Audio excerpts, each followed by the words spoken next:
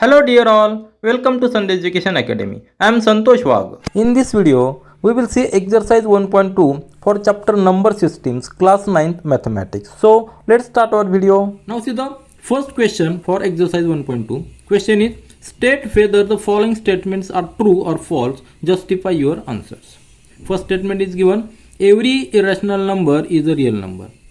Now, in this exercise, we will add the irrational numbers information. In previous exercise, we have seen what are the real numbers, what are the whole numbers, then which are the integers and rational numbers. Now in this exercise, irrational numbers are added. Now first statement is given, every irrational number is a real number. So what is irrational number? Before that, just consider what is the rational number. If we can express the number in the form of P upon Q. Just see, when number is represented in the form of P upon Q and P and Q are integers and Q not equal to 0, then that number is called as a rational number. Isn't it? Rational number. So, what is irrational number? If the number is not possible to express in the form of P upon Q, then that number is called as a irrational number, isn't it? So now you got the definition of rational number and irrational number. So we are getting the definition of both, and collection of these two numbers, rational number and irrational number, is called as a real number. So irrational number is one of the part of real number, because by combining rational number plus irrational number, we are getting real numbers. So this statement, every irrational number is a real number, that is true, isn't it? Because irrational number is a part of real number. So this statement is true. Now just see the second one, every point on the number line is of the form of root m, where m is a natural number. So just read what is the, I will draw a number line for reference. Just see, this is a number line for reference and we have 0 at the center. We know the numbers 1, 2, 3, these are natural numbers up to infinity, and on the left side there are -1, -2 up to infinity, and in between this 1 and 2, rational and irrational number lies, because these are fractions. So what is statement? Every point on the number line is of the form root m. So where m is a natural, where m is a natural number. So this statement is false. Why? Because no natural number has a negative square root. These numbers, no natural number have the negative square root. So this statement is false. No negative number. So these negative numbers can be the square root of any natural number, because when we write square root of 4, it always come positive natural number. That's why this statement is false. Now see the third statement, every real number is an irrational number. We have just seen the collection of real number. Real number, if we consider all these real numbers, then some part is irrational number and other part is rational number. So these are the two parts. By combining rational number and irrational number, we are getting real numbers. This is the fact. So what statement says here? Every real number is an irrational number. So this statement is false, because irrational number is one of the real number. So there are some real numbers which are rational numbers, and there are some real numbers which are irrational numbers. So every real number cannot be only rational number. It may be rational or irrational number. So this statement is false one. Now see the question number 2. Are the square roots of all positive integers irrational? If not, give an example of the square root of a number that is a rational number. We know what is the irrational number. Irrational number is a number which cannot be expressed in the form of p upon q. If number is not expressed, if we cannot express the number in the form of p upon q, where p and q are integers and q is not equal to 0, then that number is called as irrational number. For examples, we know square root of 2 is a irrational number because we cannot express the square root of 2 in the form of p upon q. But what is asked are the square roots of all positive integers. Which are the positive integers? 1, 2, 3, 4, 5, 6 up to infinity. These are positive integers.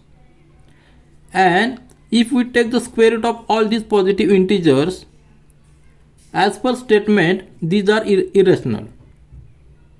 Whether as per statement these are irrational. But if we take the square root of 1, square root of 1 is equal to 1, which is not irrational number, because 1 we can express in the form of 1 upon 1, which is in the form of p upon q. And if we are able to express that number in the form of p upon q, where p and q are integers and q is not equal to 0, then that number is called as a rational number. Similarly, square root of 2 we cannot express in the form of p upon q, that is a irrational number. But square root of 4 is equal to 2, and 2 is nothing but 2 upon 1, that is p upon q form. So this number is a rational number. So that's why our answer is, are the square roots of all positive integers irrational? Our answer is no. And why our answer is no? We have just proved it, because square root of 4 is equal to 2, which is a rational number. Square root of 9 is equal to 3, which is a rational number. So our answer is no. Now see the question number 3 for exercise 1.2. Show how square root of 5 can be represented on number line. Now to solve this example, we will take the help of Pythagoras theorem. You know, if we take any right angle triangle, suppose we have a right angle triangle ABC like this, and if we consider this O as a right angle, OA is base, OB is height.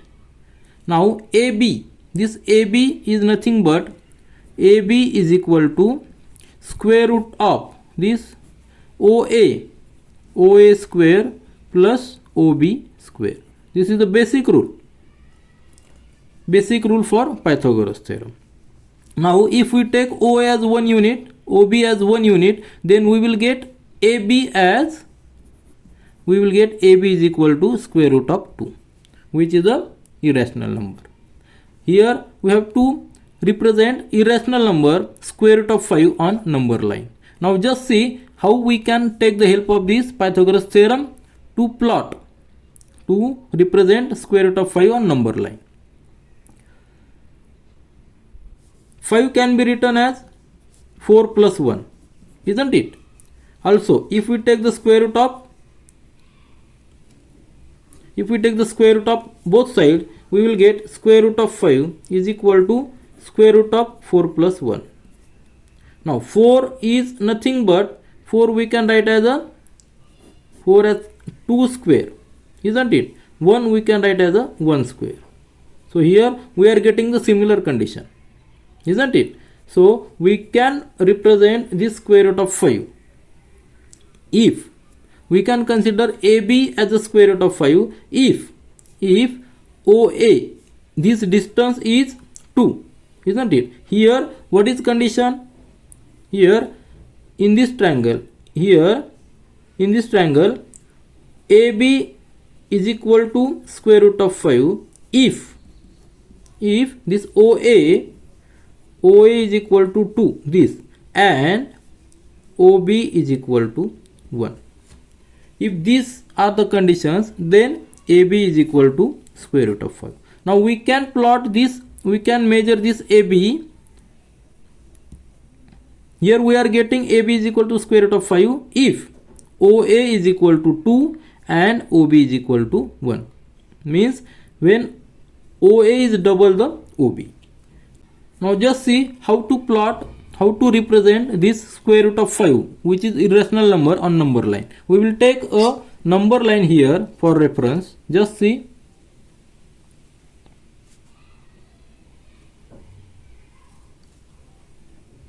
Just consider this number line, and if we consider 0 center here, on the left side there are negative numbers, on the right side there are positive numbers.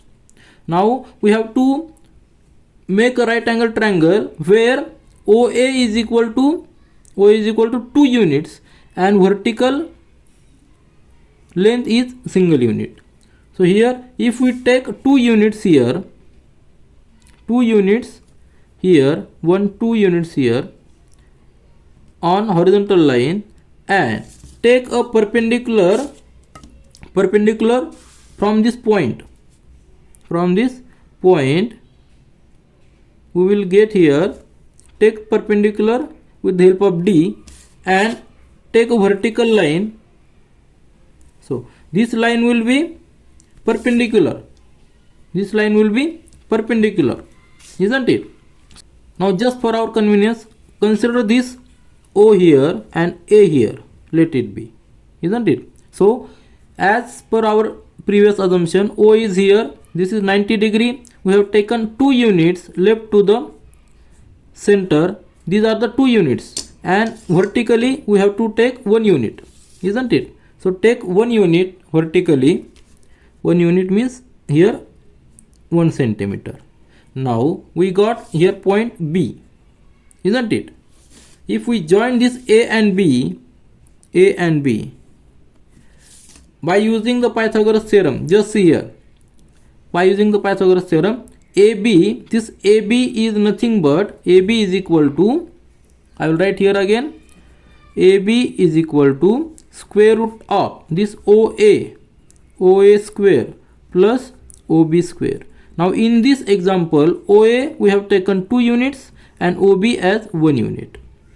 So in the square root of 2 square plus 1 square, which is nothing but equal to 4 plus 1, and that is equal to square root of 5. So this distance AB is equal to square root of 5. We got this distance as the square root of 5. Now to represent this square root of 5 on number line, we will take help of this compass. Take compass here and measure this distance with this compass. We are getting this distance as a square root of 5. Now make O as a center here. Consider this compass center here and make an arc here, intersecting point on the number line. If we consider 0 here, this distance, let it be P. So this distance OP will be equal to square root of 5, isn't it? Because we are just marking this much distance, which is equal to square root of 5, isn't it? We are taking this distance from this center O on the number line. So this P point is nothing but square root of 5, isn't it? Thus we have represented this irrational number on the number line.